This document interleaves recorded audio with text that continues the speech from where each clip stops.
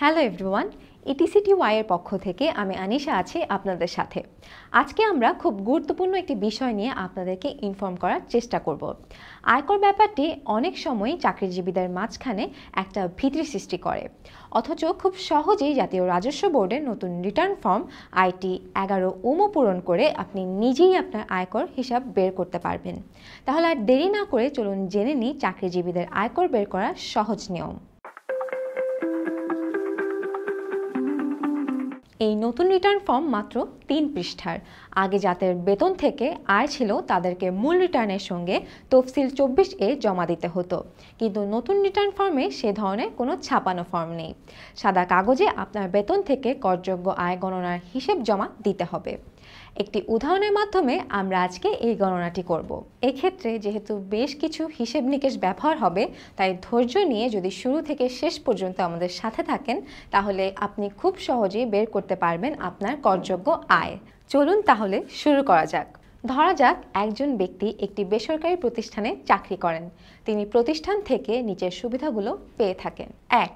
মূল বেতন মাসিক 80,000 টাকা। 2.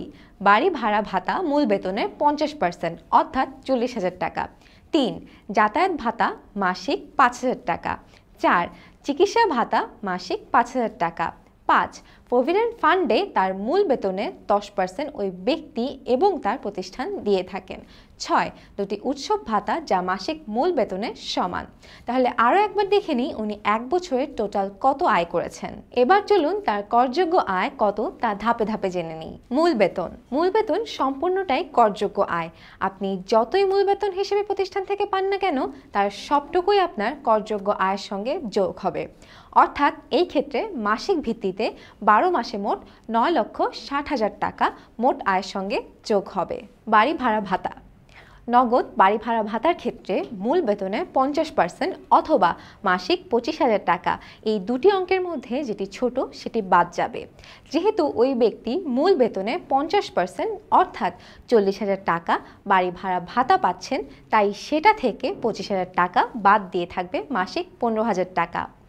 এই টাকা তার মোট করযোগ্য আয়ের সঙ্গে যোগ হবে। তাহলে 12 মাসে মোট বাড়ি ভাড়া ভাতা থেকে যোগ হবে 1,80,000 টাকা। যাতায়াত ভাতা। যাতায়াত ভাতা নগদ পেলে বাৎসরিক 30,000 টাকা পর্যন্ত কর মওকুফ পাওয়া যাবে। উক্ত ব্যক্তি মাসিক 5,000 টাকা করে পাচ্ছেন, অর্থাৎ বছরে সর্বমোট 60,000 টাকা। তাহলে বছরে তার মোট 30,000 টাকা মোট আয়ের সঙ্গে যোগ হবে। চিকিৎসা ভাতা। মূল বেতনের 10% অথবা প্রকৃত খরচ তার চিকিৎসা ভাতা থেকে বাদ গিয়ে বাকিটা মোট আয়ের সঙ্গে যোগ হবে।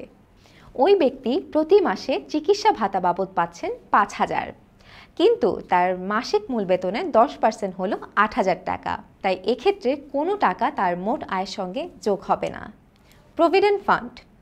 প্রভিডেন্ট ফান্ডের ক্ষেত্রে প্রতিষ্ঠান থেকে যে অংশটা পাবেন তার সবটাই মোট আয়ের সঙ্গে যোগ হবে। তাহলে তার মূল বেতনের 10% অর্থাৎ 8,000 টাকা করে বছরে 96,000 টাকা তার মোট আয়ের সঙ্গে যোগ হবে। উৎসব ভাতা। উৎসব ভাতা পুরোটাই মোট আয়ের সঙ্গে যোগ হয়। যেহেতু উনি মাসিক মূল বেতনের সমান দুটি উৎসব ভাতা পান, তাই সম্পূর্ণটাই অর্থাৎ 1,60,000 টাকা পুরোটাই তার মোট আয়ের সঙ্গে যোগ হবে। তাহলে আমরা ধাপে ধাপে ওই ব্যক্তির কোন খাতে কত টাকা মোট আয়ের সঙ্গে যোগ হবে তা পেয়ে গেছি। 1 নম্বর সিরিয়াল থেকে 6 নম্বর সিরিয়াল পর্যন্ত গণনা করা টাকাগুলো যোগ করলে তার মোট আয়ের পরিমাণ হয় 14,26,000 টাকা। এই টাকার উপর তাকে আয়কর দিতে হবে। মোট আয়কর কত? এবার তাহলে হিসেব করি এই ব্যক্তির মোট আয়করের পরিমাণ কত। ধরে নিলাম তিনি 2,50,000 টাকা পর্যন্ত আয়কর ছাড় পাবেন।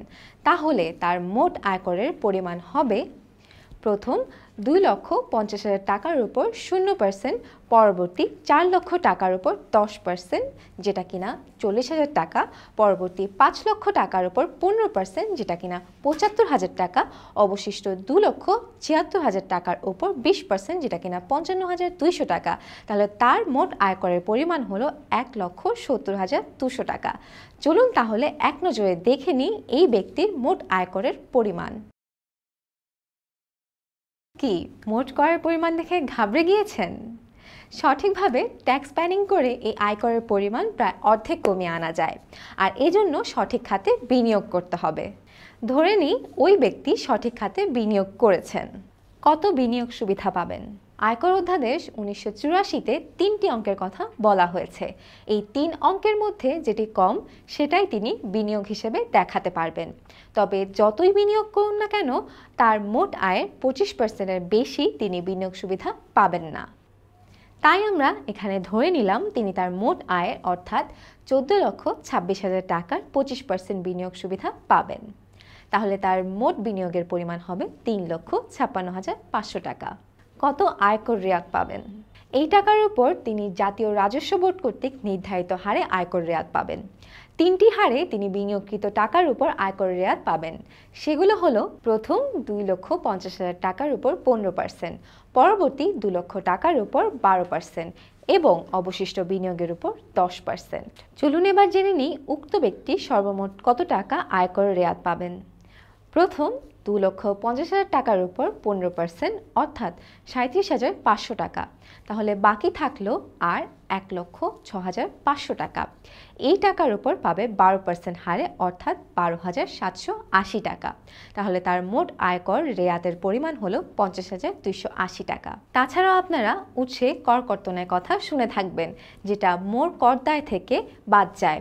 ধরে নিলাম সেটা মাসিক 5,000 টাকা।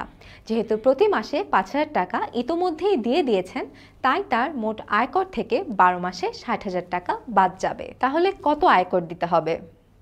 অর্থাৎ হিসাব নিকাশের পর দেখা যাচ্ছে যে তার মোট আয়করের পরিমাণ হলো 1,70,200 টাকা। এই টাকা থেকে বাদ যাবে উৎসে কর অর্থাৎ 60,000 টাকা এবং আয়কর রেয়াত 50,280 টাকা। মোট 1,10,280 টাকা বাদ গিয়ে তাকে আয়কর দিতে হবে 59,920 টাকা। এই টাকা যখন আয়কর রিটার্ন জমা দেবেন তখন তার সঙ্গে চালান বা পে অর্ডারের মাধ্যমে জমা দিতে হবে।